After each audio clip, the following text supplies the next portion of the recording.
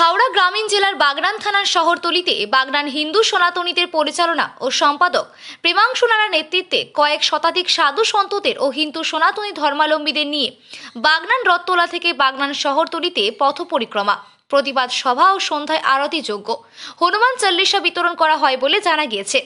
বাংলাদেশে বাঙালি হিন্দু সনাতনী ধর্মাবলম্বীদের অত্যাচার, নিপীড়ন ও নির্যাতনের প্রতিবাদে, দীপু চন্দ্র দাসকে পুড়িয়ে নির্মম হত্যার প্রতিবাদে, চিন্ময় মহাপ্রভুকে নিঃশর্ত মুক্তির দাবিতে হিন্দু সনাতনী ধর্মাবলম্বীদের বিরোধী রাজ্য সরকারের বিরুদ্ধে জোরালো আন্দোলন গড়ে তোলার আহ্বান জানান রানা।